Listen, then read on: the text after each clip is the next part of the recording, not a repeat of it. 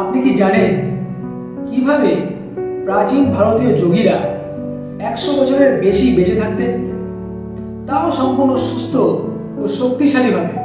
আজ আমি আপনাদের সেই রহস্য বলবো। যোগের এমন কিছু গভীর বিজ্ঞান যা আপনার শরীর, মন ও আত্মাকে দীর্ঘজীবী রাখতে সাহায্য করবে। আপনি যদি সত্যি দীর্ঘ ও সুস্থ জীবনযাপন করতে চান, এই ভিডিওটি একটুও মিস করবেন না এবং শেষ পর্যন্ত আমাদের সঙ্গে থাকবেন।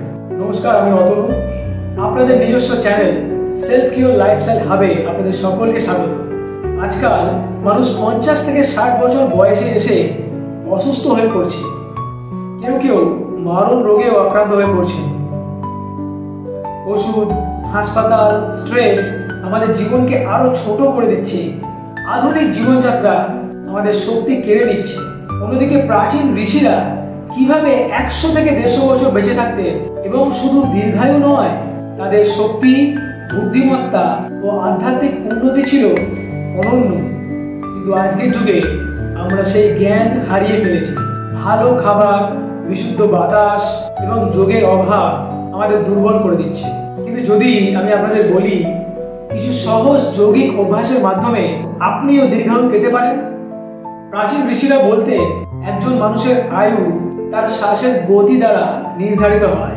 যদি আপনি ধীর ও গভীর শ্বাস নিতে পারেন, তাহলে দীর্ঘজীবী হওয়া সম্ভব। প্রতিদিন 10 থেকে 15 মিনিট সহজ প্রাণায়াম নম্বর 2, সহজ প্রাণায়াম নম্বর 7 বা অনুলোম বিলোম প্রাণায়াম। সহজ প্রাণায়ামে ধীরে ধীরে শ্বাস গ্রহণ করার পর এইভাবে মুখ থেকে গভীরভাবে শ্বাস ত্যাগ করতে হবে। নাক দিয়ে শ্বাস গ্রহণ করতে হবে এবং মুখটাকে পাখির ঠোঁটের মতো সরু করে ধীরে ধীরে শ্বাস ত্যাগ করতে হবে। এটি সহজ 2 নম্বর প্রাণায়াম। বাম নাক থেকে শ্বাস গ্রহণ করা শুরু করতে হবে এবং ডান নাকে শ্বাস ত্যাগ। যেই নাকে শ্বাস ত্যাগ সেই নাকে আবার গ্রহণ করে অপোজিট নাকে আবার ত্যাগ করতে হবে। এটি সহজ 7 নম্বর প্রাণায়াম বা অনুলোম বিলোম প্রাণায়াম। এবং ভ্রামরী প্রাণায়াম অভ্যাস করুন।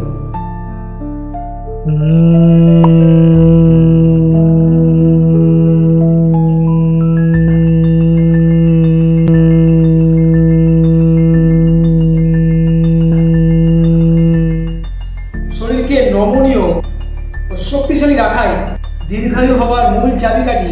প্রতিদিন সূর্য নমস্কার, ওম মিত্রায় নমঃ, ওম রবয়ে নমঃ, ওম সূর্যায় নমঃ, ওম ভানবে নমঃ, ওম খগায় নমঃ,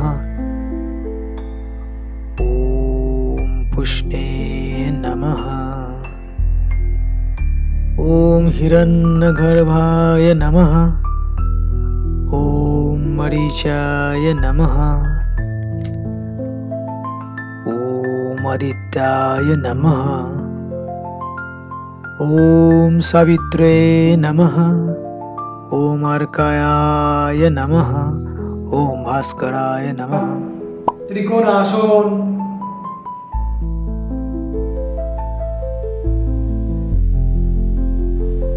বজ্রাসন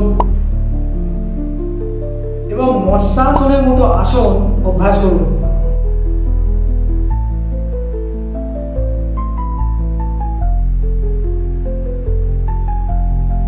এগুলো আপনার শরীরকে ডিটক্সিফাই করবে।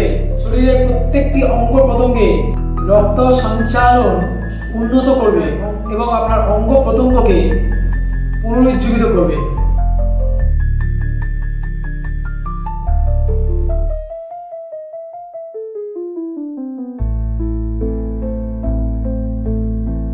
প্রাচীন ঋষিরা বলতে খাদ্যই ঔষধ।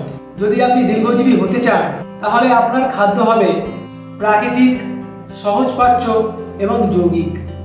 তাজা ফল, সবজি, বাদাম এবং সাত্বিক খাবার খান। মাসে অন্তত 2 দিন উপবাস করলে শরীর স্বাভাবিকভাবে পুনরুজ্জীবিত হবে।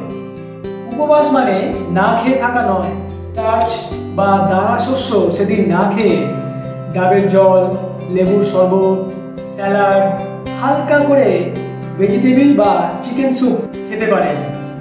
ওই দিন জল বেশি করে খেয়ে থাকার চেষ্টা করবেন। সূর্য আমাদের শক্তির প্রধান উৎস। প্রতিদিন কমপক্ষে 10 মিনিট সূর্যের আলো গ্রহণ করুন। সকাল 8টা থেকে 10টার রোদ আপনাদের জন্য নিরাপদ।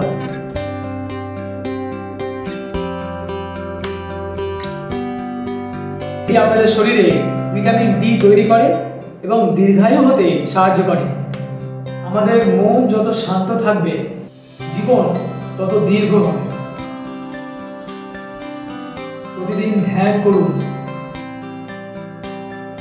ওম চ্যান্টিং করুন এবং স্ট্রেস মুক্ত থাকুন। ব্রহ্মচর্য ও সংযম পালন করলে শরীর দীর্ঘকাল শক্তিশালী থাকবে।